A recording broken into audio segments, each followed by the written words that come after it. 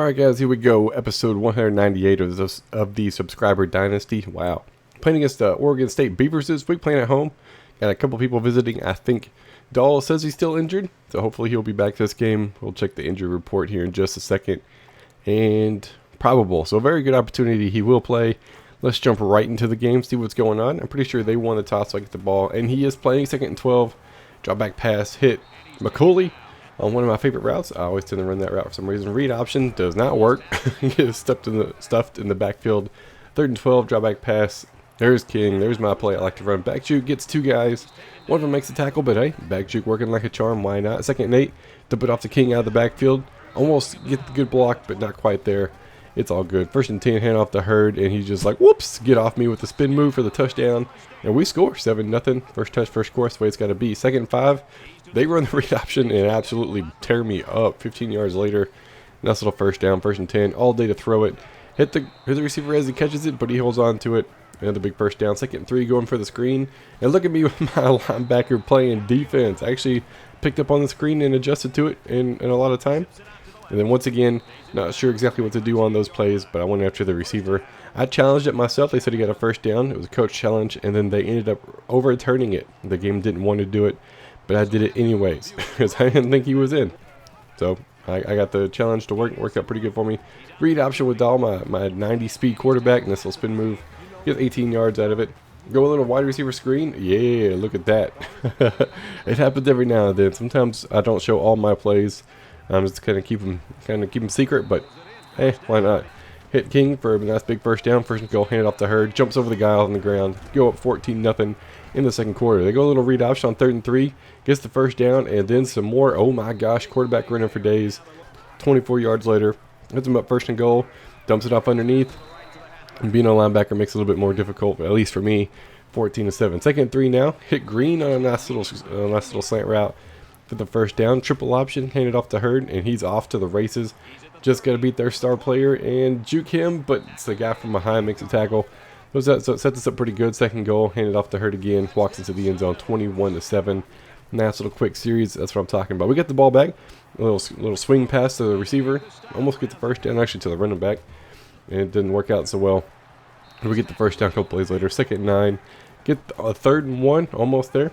Once again, hit swing pass to the running back out of the backfield. Just the other way. 9-yard gain. I'll take it. 2nd and 1. And I should have hit RB. Try to force it for the touchdown. And they pick it in the end zone.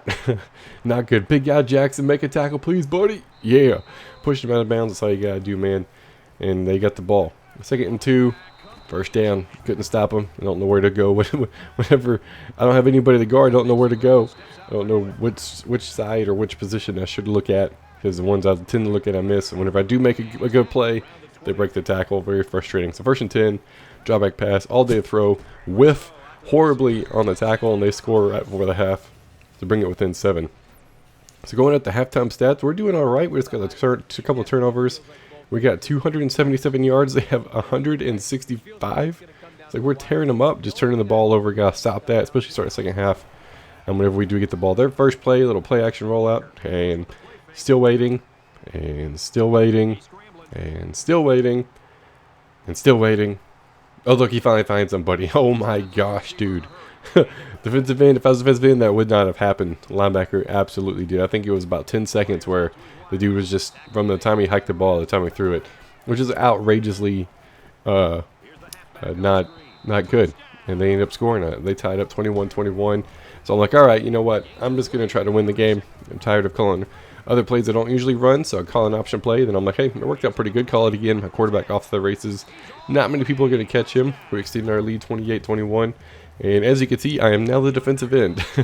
And you will see a significant shift in the way the game rolls out from the first half and the 2nd half. They get the sack, then they go for a screen. Doesn't go anywhere. They punt it. I get the ball back. Hit Wiggins for a nice little first down over the middle. Sets us up for a little screen, and that's why I don't like throwing the wide receiver screens, because I cannot see what's going on over there, and I throw the pick. So I get the ball, throw it up deep. Jones knocks it down. There was a flag on the play. I think it was offensive holding, so we push him back another 10 yards. Go for the screen. I was right there, but somehow missed it. It's all good. Secondary's there for me. 3rd and 7. Drop back pass, throws it up, and good play by my corner. Oh my gosh. to knock the ball away. Dahl with a little read option once again. Like I said, when it's working, I want to keep running it, especially when I want to win. Hand it off up the middle here to Hurd. Nice little first down gain. 2nd and 6. Hand it off to him once again. He just walks into the end zone, touchdown. Go up 35-21. We're looking pretty good. They get the ball. Huge running lane up the middle. Oh my gosh. 10 yards later. First down. 2nd and 2. They go a little option themselves. Once again, huge running lane. 13 yards later. That's 25 yards on 2 carries right there, in case you were wondering. Go with a little swing pass. Breaks his tackle. Get blocked. And he just strolls into the end zone for the touchdown. Dang it. Bring it within 7. So we get the ball. 3rd and 15. Though my pivot play. Actually, I lob it up. Play a lot of Madden. Works out pretty good. About 3 minutes left in the game. Hand it off to Hurd. Makes a couple of good moves. Gets us another first down. 2nd and 19 after a big sack. Throw it over the middle to Lawrence for the first down. I think the Y on the little out route was open underneath on the left also. But it's all good. I think I ended up scoring. I guess I cut it out for some reason. It's all good. 42-28. They got the ball now. Minute 42 left, and they're just driving. Oh, big hit. Fumble. Jenkins with the recover. Yeah, buddy. And we're like, you know what? We're going to try to score again. We finally got a turnover, so why not? Read option. And when the read option's working, you run it. And it was working. 11 yards later. A couple plays later, sets us up for the 1st and goal. Essentially, 1st and 10. Wide receiver open for the touchdown. We blow them out in the second half. First half, way different. Third play of the game, 26 carries, 218, 4 touchdowns, and 4 receptions for about 26 yards. Huge difference in play call from the first half, second half, especially when I became defensive end. Huge shift in the way my defense have played. That's what I'm used to. Looking at the stats, 331 rushing yards, 239 passing yards. That's a lot of offense. Hurd played the game on offense. Stewart played the game on defense. That's because I became him. Got a couple of sacks, tackles for the loss, stuff like that. So, defensive end actually worked out pretty good for me.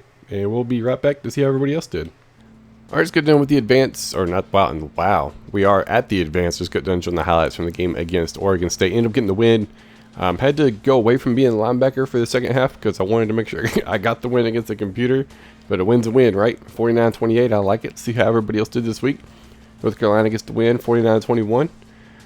Louisville ended up not getting his game in. It's the same glitch that happens with NC State. It happens for Clemson.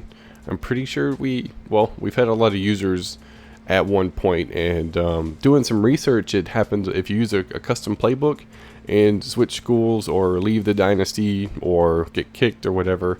It still shows you as a custom playbook, so those coaches will always use a custom playbook, and it pretty much prevents the game from calling plays, if that makes any sense. So that's what the issue is. I haven't found a way to fix it other than whenever you go to play the game, if you could switch the other team's playbook, but I don't know if you could do that in an online dynasty or not. So hopefully that is an option. I will try it out my next game. But once again, the same issue, and it just happens to be in the ACC where a lot of the guys are. So the only other thing to do would be to reset. Louisville said he doesn't want to reset yet. He's finally starting to get his team moved around to be pretty good. West Virginia sent me a message saying he's looking forward to his team now.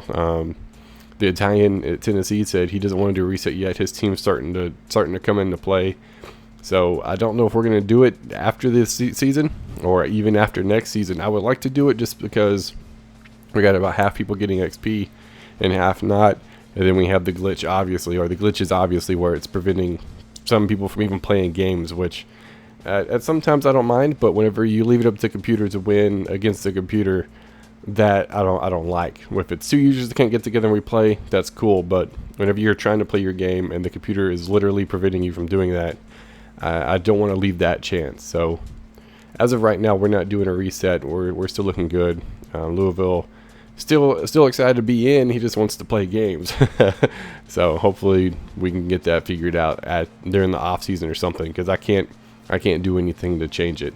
I looked through to see if I could go through to those particular schools and their coaches and adjust their playbooks. The only option I have is just for me and my school, so I can't do it even as a commissioner.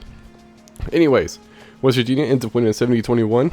Missouri ends up winning 31-26. He's having a little bit of connection issues on his game. Whenever it gets to the end, it would say a lost connection, which has happened to me numerous times. So he ends up getting the win there. Michigan State had a bye week, Southern Miss ends up winning 21-14. Mid-Tennessee State wins 38-24. Stanford wins 70-0. Is that back-to-back shutouts there, Stanford? I think so. He's blanking some fools, man. LSU ends up losing 42-7 to Packers Rogers. Uh-oh. A new number 1. It's going to be interesting. If you want to see the Tennessee game, the Italian, make sure you check out his channel. Links in the description, as always. Go check and see how he did, how his game turned out. And for Merck, he's been doing some live streaming. I think he uploads the user games to his YouTube channel, and the computer games he's been live streaming those. So make sure you go check out Merck's channel so you can figure out where he live streams at over on Twitch, so you can get a feel for his play style, his games, and stuff like that. So we're gonna advance it real quick, see what's going on for week 8, and we'll be right back.